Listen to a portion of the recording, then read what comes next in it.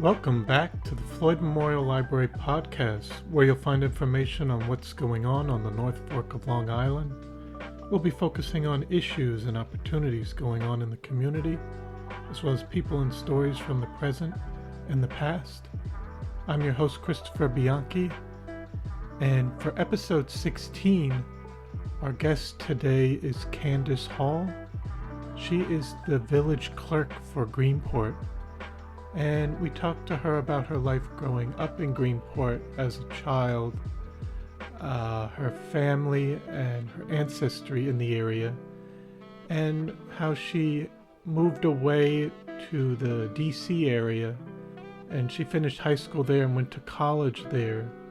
And then she talks about how she came back to Greenport and how she got involved in the civics and how she decided to run for town clerk in Southold, and also how the opportunity came up for her to become village clerk in Greenport.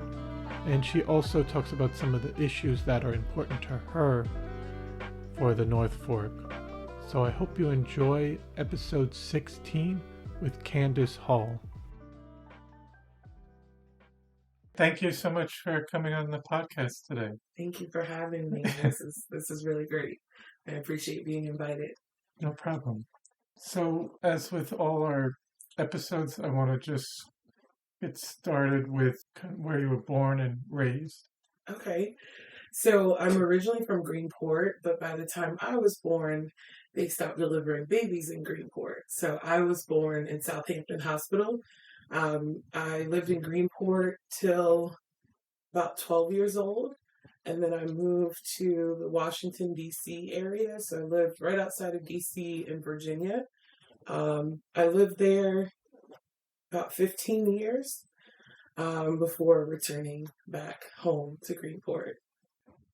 So you said that the hospital here stopped delivering. So Greenport Hospital, they stopped delivering babies, I want to say the late 70s or somewhere in the 70s. So if you're born in Greenport after that, it's either an emergency birth or a home birth or something like that, but it's not planned at Greenport Hospital anymore. Yeah, so it was after that, at that time. And so you said you moved to Washington, D.C. I did. And how old did you say? I moved there when I was about 12.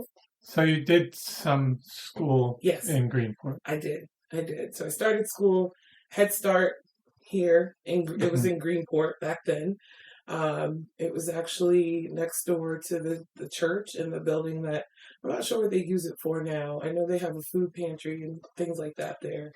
But that's where the Head Start was when I was a kid. And then I went to Greenport School. Yeah. And then just to go a little bit back, so you were born in Southampton, but were your parents from Greenport? Or they're from? Yeah, my mom has a huge family, or we have a huge family from Greenport. So my mom was born in Greenport Hospital, and all of her siblings as well. My mom is one of 13 kids, and there are at least 10 between here and Riverhead.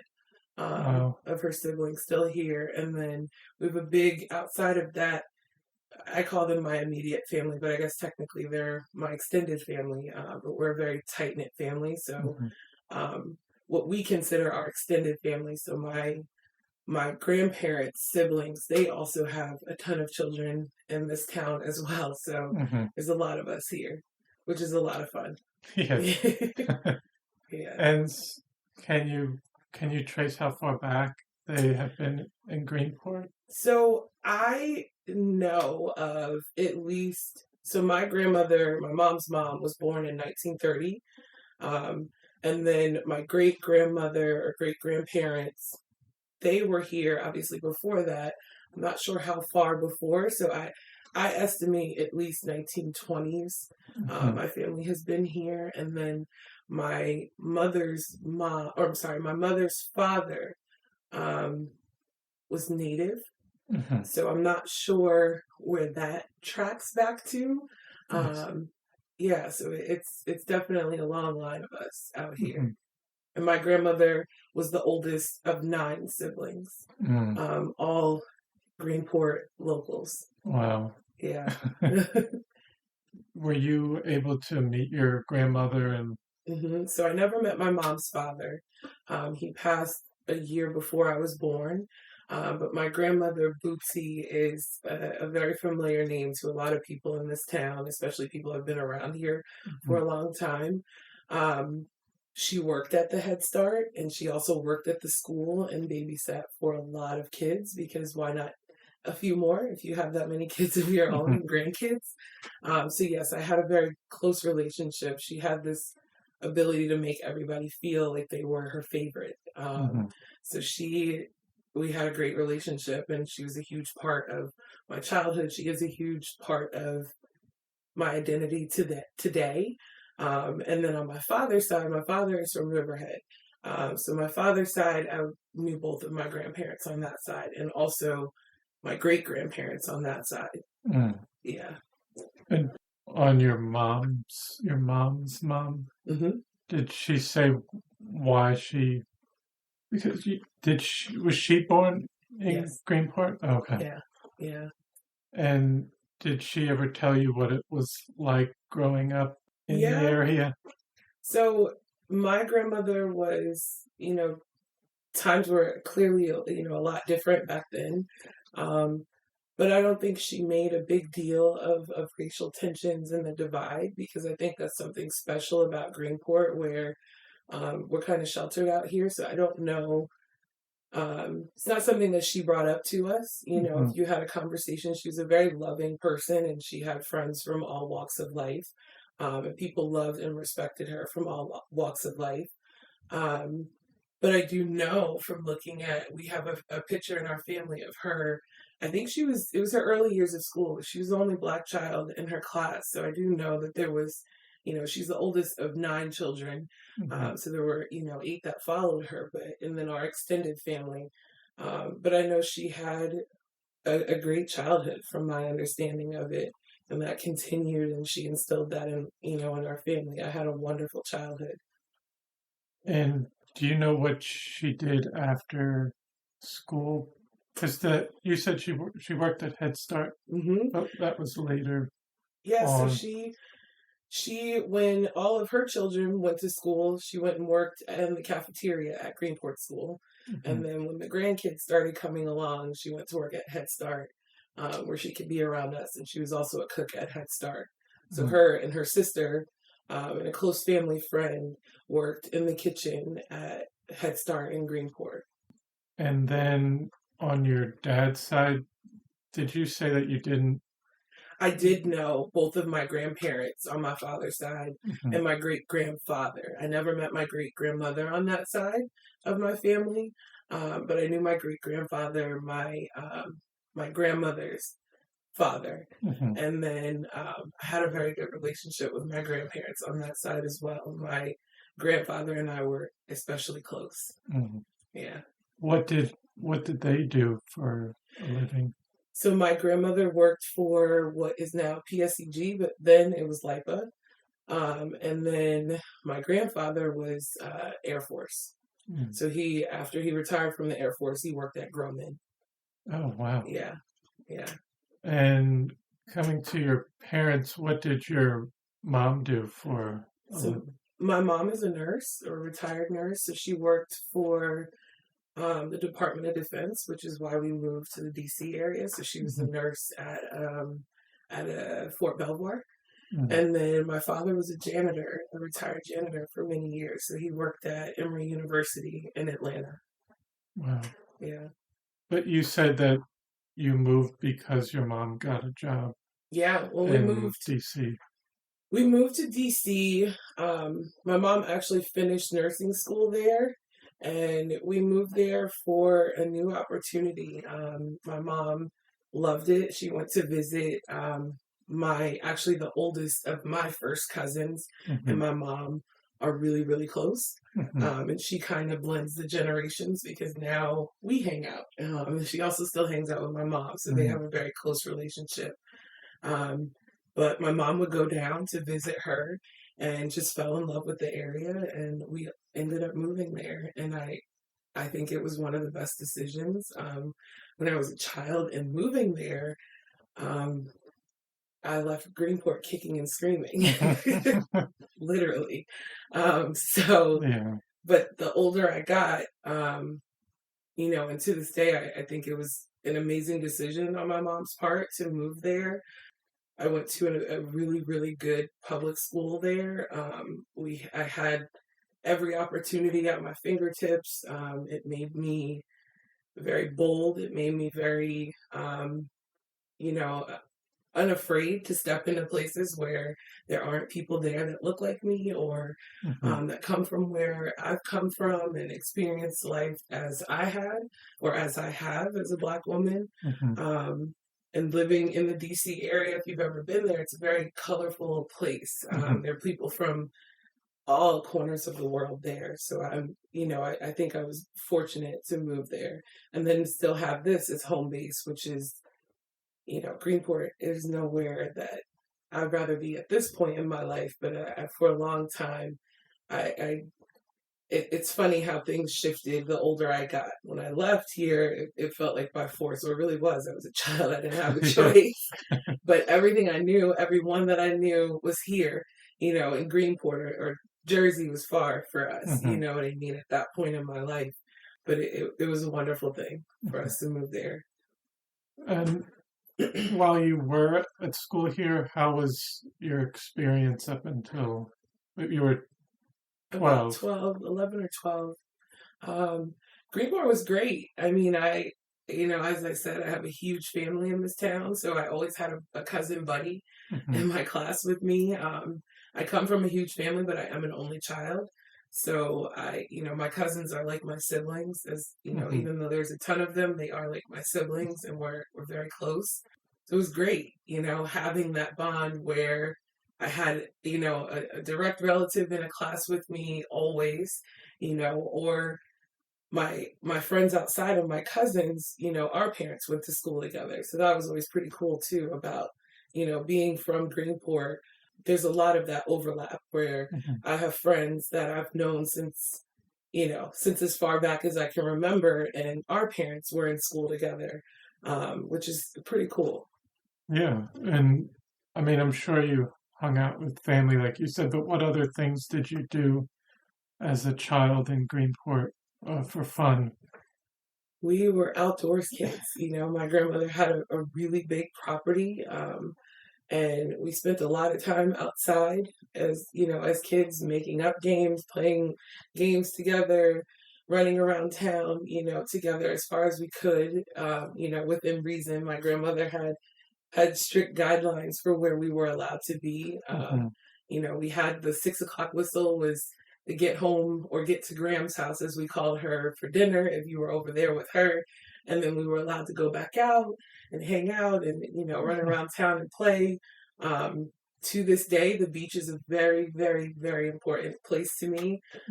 So I feel blessed to come from a town where there's beaches everywhere. There's water all around us. So the beach has always played a huge part in my life, and it still does. It's a place where I go to find peace. I pray there. I meditate there. Have fun there. So that hasn't changed. It's been the same for generations in my family. We love the beach. Nice. And also, I guess it could be while you were in school in Greenport or in the DC area, did you have a role model that you could think of, I guess, outside of family? Yeah, that's a funny one.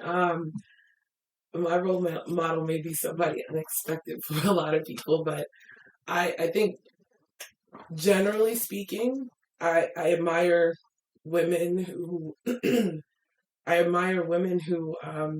have it all, quote unquote. Women who have the balance of their family, because my family is so important, and my friends are, my chosen family is what I call them. and then able to be, have successful careers. So I think it's not a specific woman that I can point out, but it is something that I recognize at a young age, that is Mm-hmm. something that I've always wanted to be able to balance it all and have it all, quote unquote. And then what I giggled about is one of my other role models is my favorite rapper, Jay-Z, Sean Carter. Um, I am fascinated with him. I think a true leader empowers other people.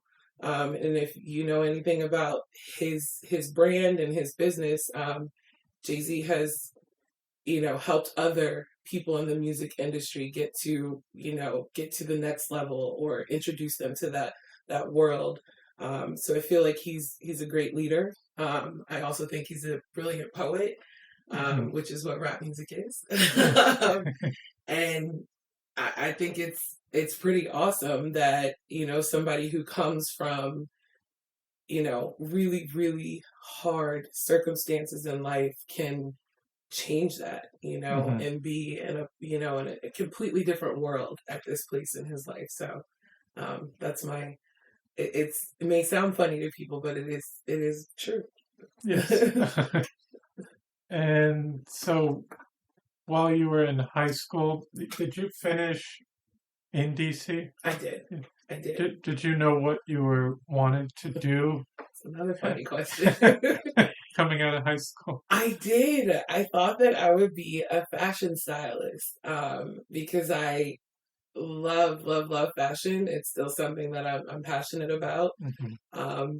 I could never figure out how to pay my bills in that world, so Mm-hmm. it led me to other opportunities, or to seek out other opportunities. But I thought that I was going to be in the world of art. I thought that I would leave, and I worked for really great retail brands and had those opportunities come my way. I even did a little bit of studying of fashion in college, but then I started working with children, and I realized that I could support myself doing that work, and I loved it. I still love it. So And fashion became a hobby. And I did used to sew also. So fashion, it was more than just dress up, if you will. I used to sew and make clothes. mm-hmm. But I've gotten pretty far away from that. You still enjoy it, but it's kind of something you just do for fun Yeah, on this. 100%. Mm-hmm. Yeah. And then you mentioned children, working with children. Was that at Wynwood Yeah. Children's Center? Yeah, that was my first professional experience working with children. I I lived really close to the center that I originally started at, in Ashburn, Virginia. It just, it felt like something that I could do, support myself, um, and I felt like I got paid to giggle all day. So it just felt like, what is a better job than this? Mm-hmm. Hanging out with kids, getting to laugh and do art with them, Mm-hmm. and create and encourage them, and be a positive light in their lives, and also receive that. Working with children is such a magical experience. No matter where you are working with children, I think that what they give to us is life changing. Mm-hmm. It's something that I will always love and always be a part of. Could you mention the experience, but what other kind of work did you do at the center? So I started as an after school teacher. So I worked Mm-hmm. with the oldest kids in the daycare facility. And then over the years, I ran the summer camp for them. I was an assistant director. I worked. I started with the oldest kids, which were, let's see, those kids were third grade through sixth grade was Mm-hmm. the age group that I originally started working with, and then I worked my way down to the younger kids, not quite to babies, but I found even more joy working with the 3-year-olds and the Mm-hmm. pre-K kids. Um, it's still my favorite age of kids to hang out with and work with. They're learning so much about themselves and the world, and they're getting a hold of their words and how to negotiate, and they're such a fun age to work with. So that's where I ended up spending the most time, or I'd say spending the most time in a classroom with 3-year-old children, and then pre-K, and then I would go back and do it again. So we would, I'd follow my 3s to pre-K, and then they would graduate, and then I would do the next one. Or I would go back to 3s and do it again. And then at that point, I was running their summer camp as well. Wonderful. Yeah. And so what happened after that? Did you decide to move back to Greenport, or? So that wasn't actually my decision. I was still living in Virginia, in the DC area, and my mom was diagnosed with stomach cancer, and I am her only child, and the only option was to come home and be here with my mom, who is wonderful and made a full recovery. She's doing great. So, it all worked out, but we weren't expecting it. Things move really, really fast. Inside of a month, she was diagnosed. Surgery was scheduled. She was in surgery, and then the recovery process started. So she had a pretty tough recovery after her surgery.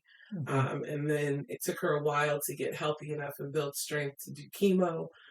And so let's see, she was diagnosed early summer. So I would save up all my vacation to come home and be able to spend 2 or 3 weeks in Greenport for the summer, depending on, how I lined things up. I would save up my vacation. So it's crazy how it worked out, but it was during that time that I came home. She told me that she had stuff going on and was getting checked out.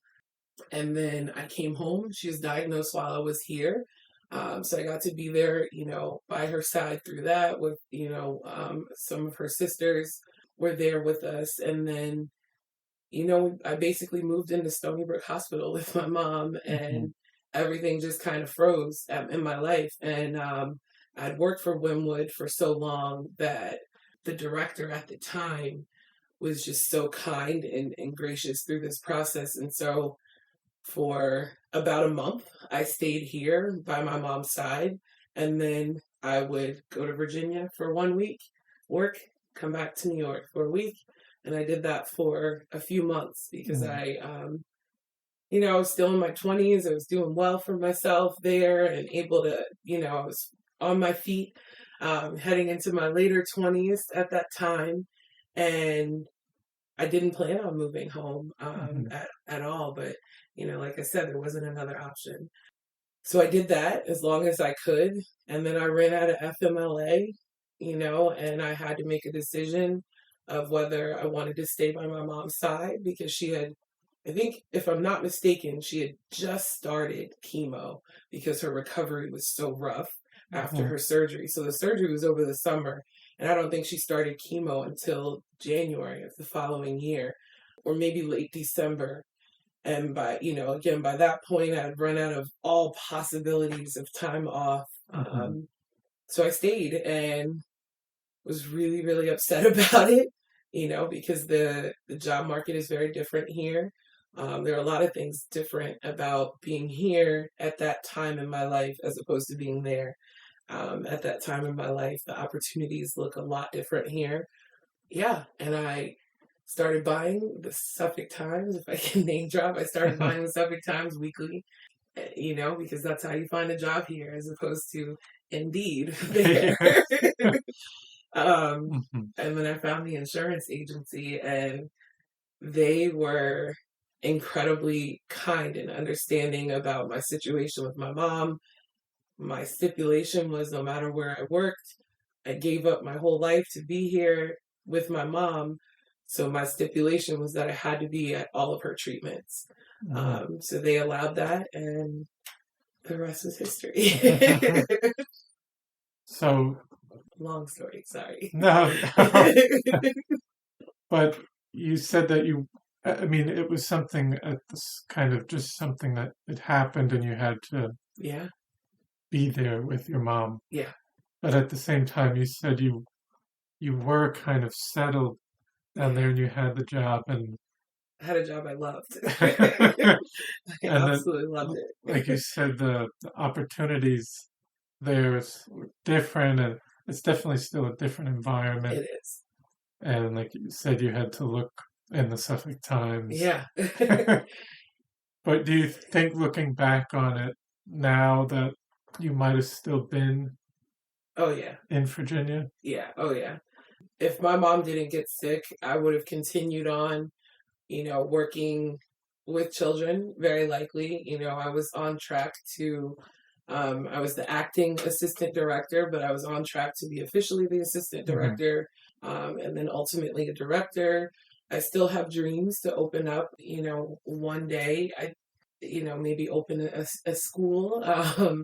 or I think early childcare is a missed opportunity out here. It's not a ton of options for young families here, and that's Hmm. something that area does really well. Hmm. Those options are available everywhere you look. There are places where you can have your children when they're young, before school age years. Hmm. So I still do feel really passionate about that. I think it's a way to invest in young adults, Hmm. to invest in early childcare, because young families are able to thrive in those type of environments. So I think it's something that we need to work on here on the North Fork, and from what I understand, across the island, maybe.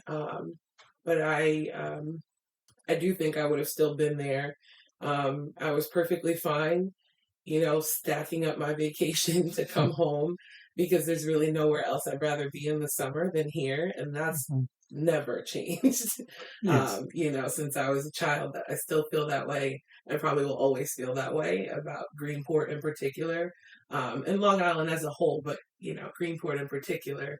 Hmm. It's such a fun place in the summer, and such a laid back vibe here, Hmm. and I love that. But it's funny the way we make plans, and God sees things differently. Hmm. So I think that I was brought here for a reason. Obviously, I think that I've been blessed beyond my belief here. I had no idea that I would be sitting here doing, an interview, holding the position that I hold with the Village of Greenport in my hometown.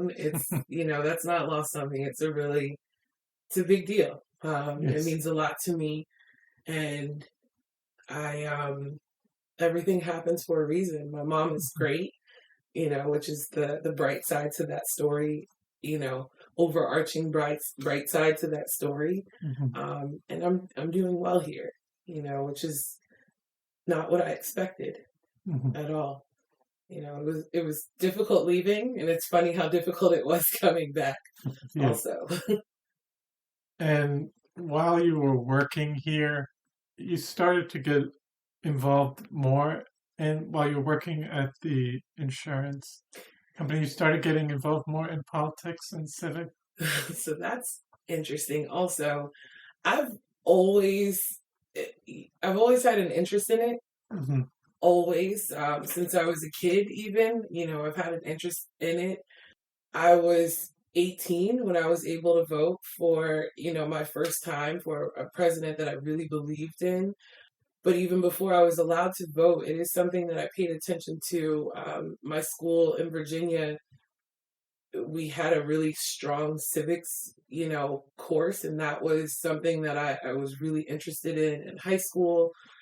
And then, just coming from a family on both sides of my family are really involved with giving back to their community. So, social justice work has always been something that, may not have been titled that way, but that is what, my family has been involved in long before I was here, Hmm. on both sides of my family in their own ways. So I think it was always, a part of me. I'm also not quiet about my opinions. I have strong opinions. I have strong feelings about, social justice in particular. And so politics here, we can all thank Liz Galooly, Trustee Liz Galooly, um, for bringing me in two, 2.5, 3 years ago when I ran for office. It was something that I reluctantly agreed to. Liz texts me and she's like, "Hey, I'm running for trustee. I think you could do the clerk." So I looked at it and I'm like, yeah, I think I can do that. I've done office work. I think let me do a little research. And then I met with the chair then, Catherine Casey Quigley of the South Town Democrats. We interviewed, hit it off. She's an amazing human. And then I talked myself out of it after I had the interview, and then I'm like, I don't really fit that description of a politician.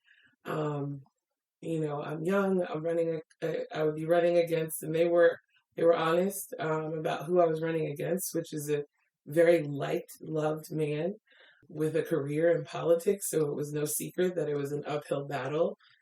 And then I became a woman in DC. So that type of politics is very different than local politics, so that is another layer of how I kind of talked myself out of it. I'm like, I don't want that. It can get really icky and gross, and I don't want people targeting my family or me. I'm just a regular person, and I'm not perfect, so I don't want people targeting me in that way. And when you sign up for that, you're signing up for people looking into your life, and I don't have anything to hide, but also it's my life and I want to protect it.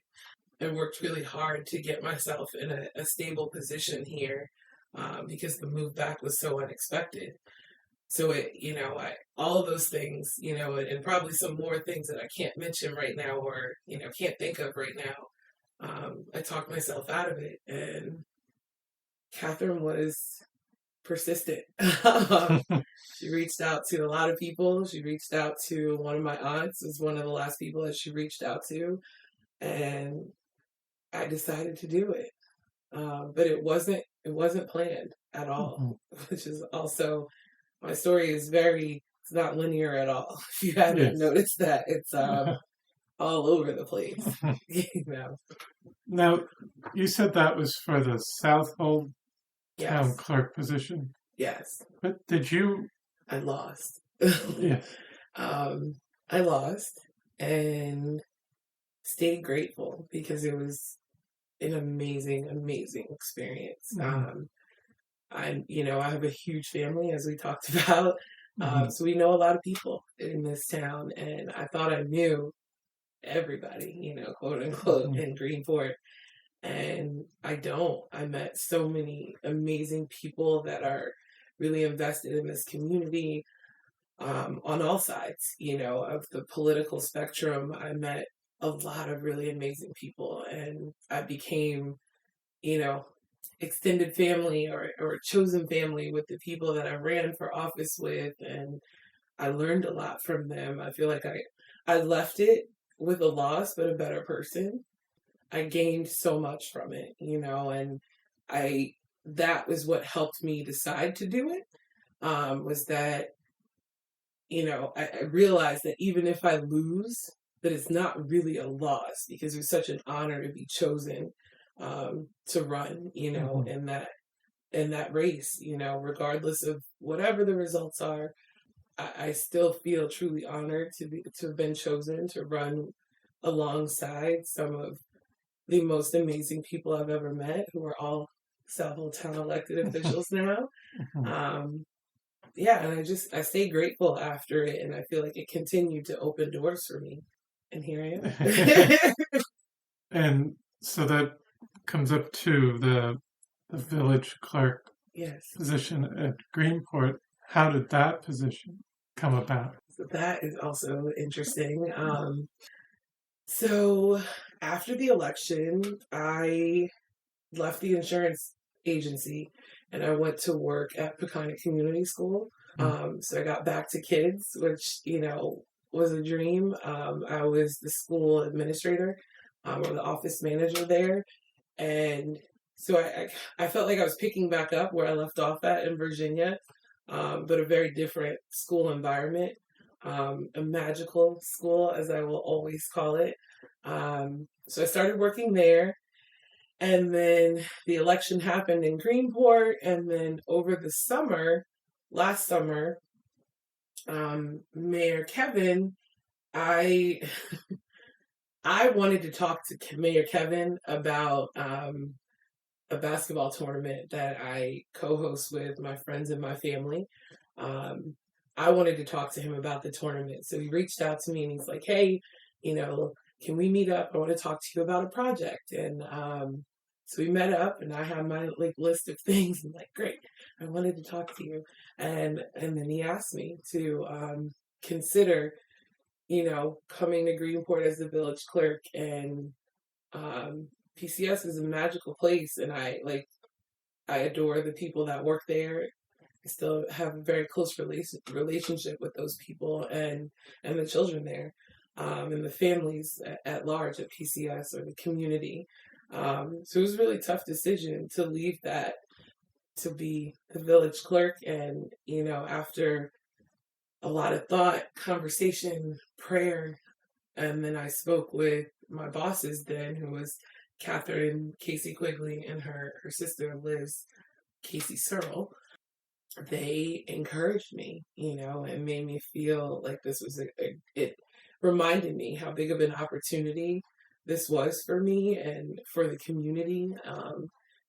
Representation is something that I always drop that little nugget wherever I can drop it for people to hear, because it's so important. It changed my life and made me bold enough to take the steps to walk through all the doors that led me to here. Because there weren't people that looked like me in all of those places that I just listed. Maybe in the schools, yes and no. Not so much here in New York, so the impact, it's bigger than me, the impact that I can have to show young girls, like me, what I was able to see. It emboldens, them in a way that I couldn't step away from being able to give that to this community, because it's not just about young girls that look like me or come from, communities like me or families like mine. All people should see all people doing all kinds of things. It's beneficial for all of us. Yes. So it's something I'm also very passionate about, and I know that it's something that changed my life and transformed who I am. So I took another leap of faith and became the next clerk in my hometown. Yes. And how has that been so far? How long have you been in that position? Officially since August, so not quite a full year, not quite a full year at all, actually just about 6 months. It's been great. I have been welcomed, by the village staff. I have an amazing deputy clerk that has a wealth of knowledge about the role. Her and I get along great. When I found out that I was going to take the position, I reached out to her to, just try to connect with her. I wanted to make sure that I built a relationship with her, because we're going to spend so much time together, which we do. We spend a lot of time together. And Jean Marie's amazing. I'm very grateful that she's there. The entire village staff has been incredibly welcoming to me. I'm learning a lot. I'm on a very, very steep learning curve. So every day, I try to take an opportunity to take in something new or learn something new, or really, revisit things that may be unclear. The work that we do is all surrounded in code and laws. So, learning all of that stuff has been a lot to take in, but I'm enjoying it. I am. I'm really enjoying the process. And what would you say a typical day looks like for you currently right now, I guess? So I think the most typical part of my day is talking with residents of the village. My office I share space so the room that you walk into in Village Hall, we share that the clerk's team, we share that office space. So I think that's probably the only typical day thing about my job. Is just dealing with the residents. I get to see my family from time to time, obviously stopping by to do, various activities in Village Hall, reconnecting with people that knew my grandmother or my grandparents, and, talking to former mayors, and, just connecting with people, which is something I really enjoy. So I think that's a huge part of why I'm enjoying the job so much. I love people. I like talking to people and getting to know them. Yeah, I would say that's the most typical piece. Everything else, because I'm trying to take in so much knowledge, it's not really typical. Would you say as I was going to ask you next, kind of what was the most challenging thing so far about the job? Ooh, okay. A challenge that I'm embracing is our archive project. We are working really hard to get the village records are in large part all paper records. And they date back, we have, birth records from the 1800s in that building, other, plans for pieces or parcels in Greenport that weren't, what we see today. They obviously weren't always that way. It's tough. It's tough work to go through and get organized and purge what we don't need.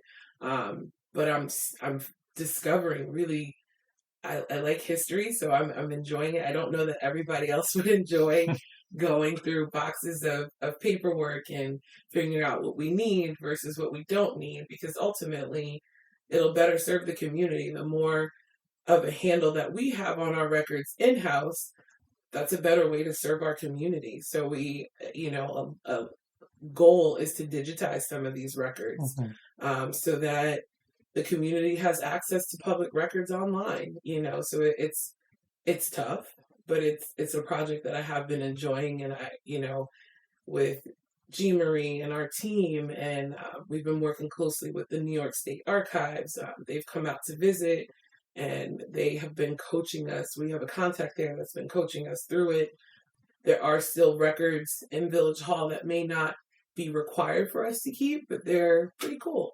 So we keep them. Records that have historical significance may not fall into those state guidelines, but it is something that we want to keep and honor, the history of it. So I can't say anything else has been that much of a challenge as going through and archiving. And how many boxes were there when you arrived? So they count by cubic feet, and I can't remember the number offhand, but there's been at least a couple thousand cubic feet of boxes. Wow. So I don't have an exact number on them, but we have gotten rid of 200 boxes so far. That's amazing. Yeah, it's so good. So we, 200 boxes of things that we just don't need, to keep anymore. We're not legally obligated to keep them, and they have no significance for, the village or the resident that would be attached to these documents. So there's cash payment receipts from many years ago. We don't need those things. Yes. So 200 boxes sounds like a lot, and I'm very proud of that number, but it is just a little drop in the bucket of what we have to go through. But I guess it's a start in the right direction. I think I've heard from people before saying that when they might have asked for something, it's like, I'm not sure where that is. Exactly. So the better we do at this project, the better we can serve the residents and the community at large. Because there are things where, Greenport used to have a police department, which we no longer have. So if records from that time are needed, they're, for one, they're locked up.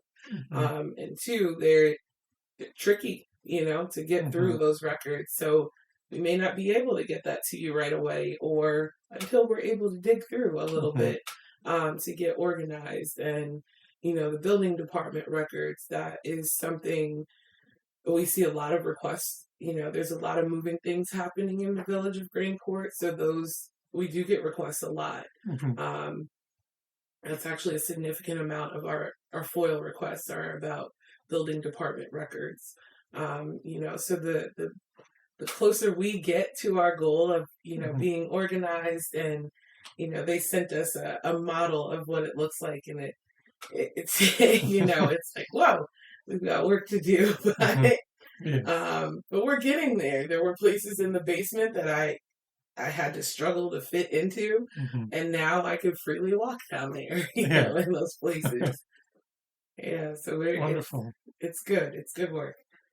And I also saw that with the Suffolk Times, you were named Public Servant of the Year. How did that feel? Oh my goodness. When you saw that? Well, I mean, public service is my job now, but it is, as I mentioned, it's a part of who I am. Like I mentioned, I come from a long line of people who believe in giving back to their community. So for that piece of it, it feels pretty cool to be recognized for something that's just your nature. So my friends and my cousins and I, we host a basketball tournament every summer, or for this will be our 4th year doing it, this coming summer. And it's totally free for all kids that participate. Last year we had almost 80 kids. We fed close to 200 people or more. Every kid in attendance, not just the participants, got free ice cream.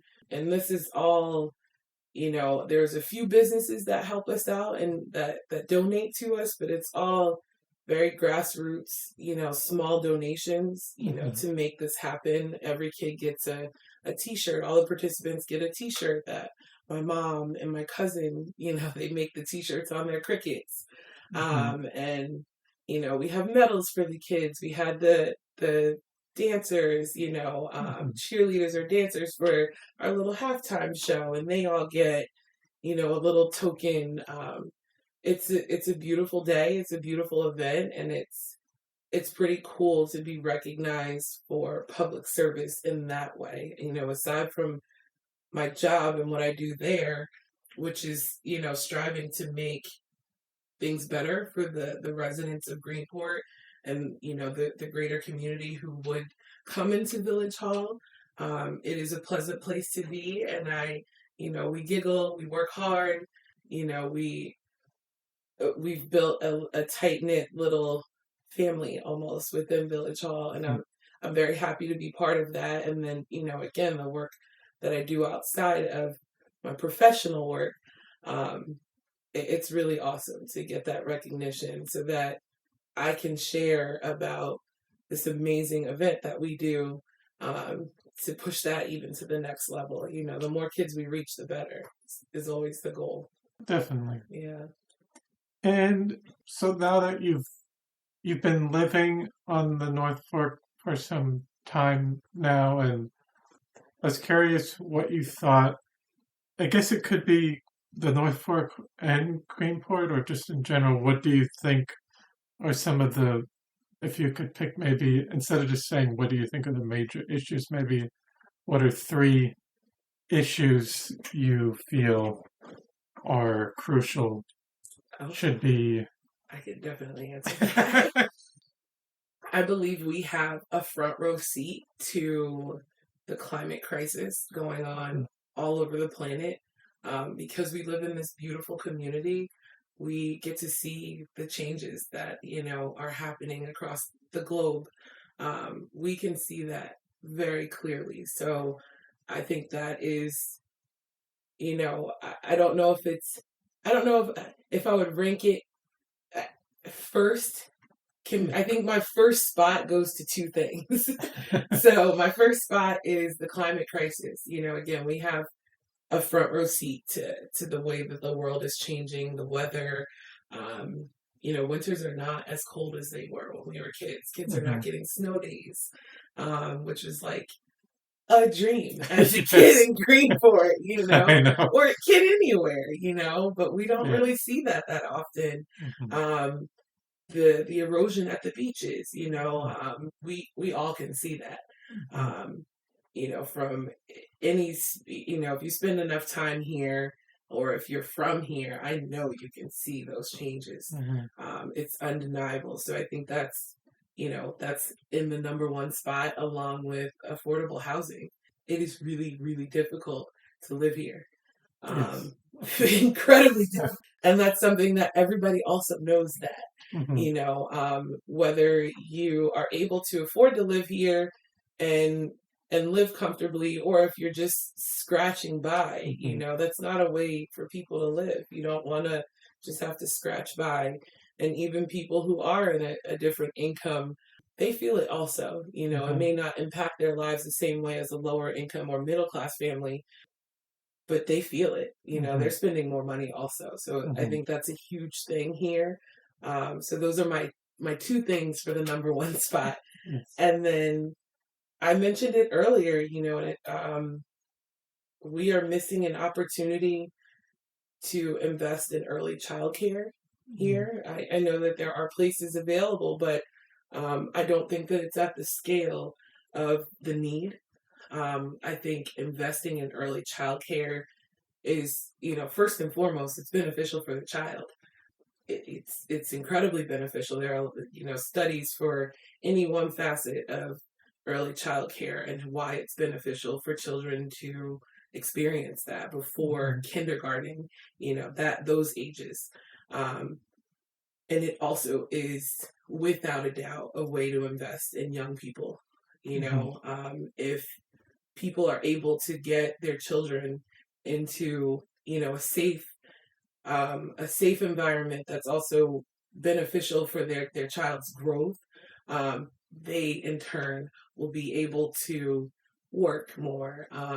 It's a way to invest in women, Mhm. or just young families in general, for that option to be available. And it is Mhm. something that I was able to see in the DC area. And the DC area has a lot of young people doing really well for themselves. Mhm. It's not uncommon for young people to be, homeowners at young ages, and um, you know, doing really, really well in their careers. And the opportunities are a little different there, but we do still have jobs available for people to fill those seats. But the young parents, they can't do that.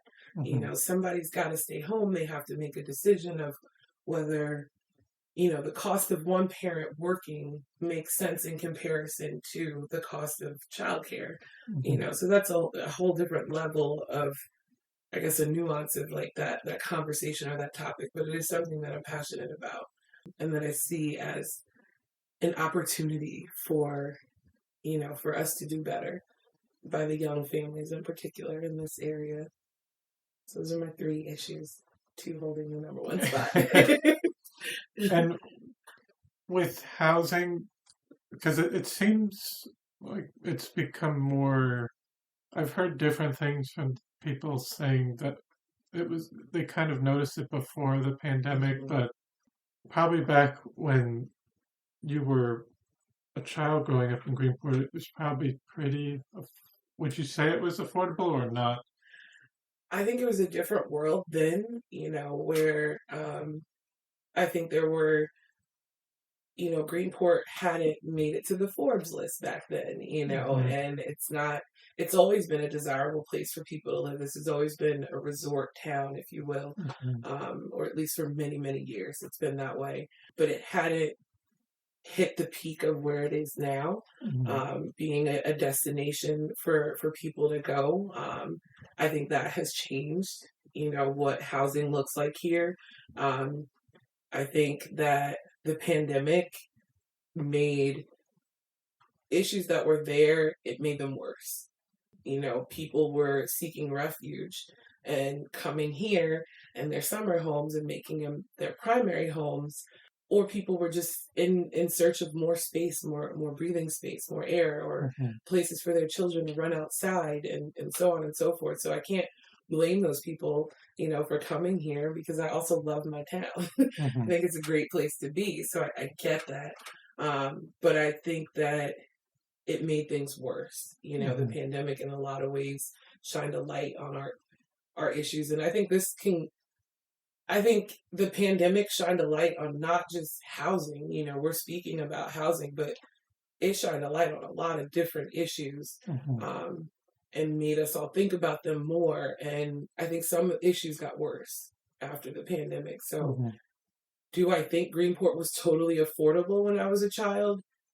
Not entirely. I don't think that it was anywhere close to what it is now, though, at all. My mom was... It's sped up even faster instead of being like a slow incline. Yeah, I think it was, like you said, I think the incline was moving pretty slow, and now it feels like it's almost a 90-degree angle, just like skyrocketing. It's very difficult to live here, and I can't stress that enough. I know it's not something people are ignoring anymore, but it is a big problem, and it's going to take a lot of work to fix it. Yeah, because there's not a lot of people. They don't have the exact answer to it, but the thing I even see more is just there's definitely, I think it could be across all of the United States, but just an extreme gap in wealth and inequality. I agree. The middle class is shrinking. Exactly. The middle class is getting smaller. So now we have these extremes are more prominent, where that's unfortunate, because that's not the reality of people's day-to-day lives. The middle class is here, but it's, as things get more expensive, they are becoming more, close to that poverty line, as opposed to the opposite. But I agree with you on that. It's the middle class and that is a tragedy for our country, to see that happen, and to not jump on board to be a part of those solutions is really sad, and it's frightening. People don't come out of college in the highest tax bracket in our country, so people are spending money to go to college, and coming out of school, or even if you're not going to college, if you're doing a trade, it takes time to build. So if we're not mindful of that, it could be scary for the future of our country. And you mentioned childhood development, improving that, or having a center, or do you see that more in Western Suffolk or more in Nassau than, say, here? Because you mentioned Virginia and DC area, but have you seen any of that, I guess, more west of here? I mean, yes and no. And to be fair, my research, if you will, has definitely been like hyper focused to where I am within Suffolk County. I understand that there are more options available. I feel like there's a lot more options available in Nassau, generally speaking. So I do think that early child care is more available there, but I don't think that we as a state have caught up to what we should be doing at all. And then, so moving forward in your career, where do you see yourself 10 years from now? Well, 10 years from now, I've made plans in my life, and none of them have gone as I planned. So I think that, how do I answer this? I would like to still be working for the Village of Greenport in 10 years. If the cards are laid out that way, I would love that, because this is my home, and I'm, invested in being a part of the change here that I want to see. So I would love to stay here, but I'd be remiss to not say that I'm open to all possibilities. I think it's important. My mom has always told me to remain humble enough to be coachable. And that's something that I live by. So I think if I keep that in my spirit and, at the forefront of my mind, I think the possibilities are truly endless.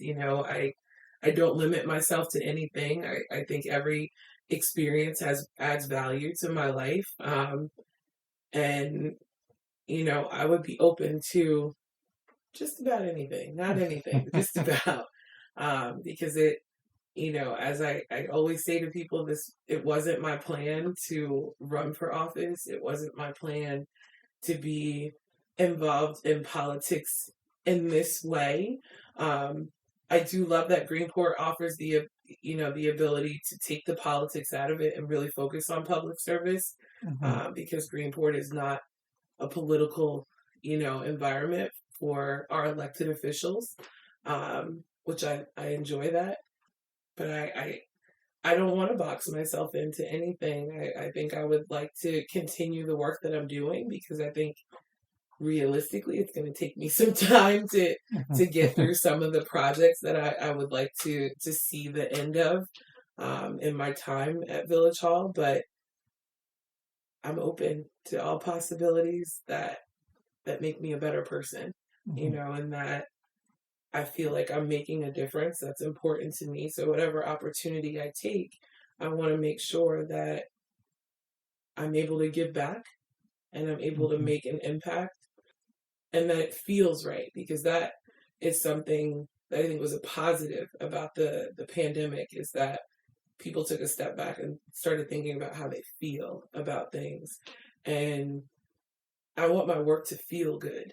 I want to feel good. I want to be able to sleep at night knowing that I'm doing the right thing. I'm doing a good thing. Even if I'm being paid to do it. Yeah. I want to feel good about my work. So those are my must-have. That's one of my must-haves with a job, that it feels good to do that work. Other than that, wherever the wind takes me. Oh, that's wonderful. And I want to thank you so much for coming on the podcast. And it was wonderful to hear your story and thank you. The public service you're doing and working for the Village of Greenport. So thank you. Thank you. Thank you for having me. I am constantly humbled and honored to be thought about for these types of experiences. So thank you, really, for thinking of me. Thank you. Yeah. Well, I hope you enjoyed episode 16 with Candace Hall. I want to thank you for listening to the Floyd Memorial Library podcast, and we'll see you next time.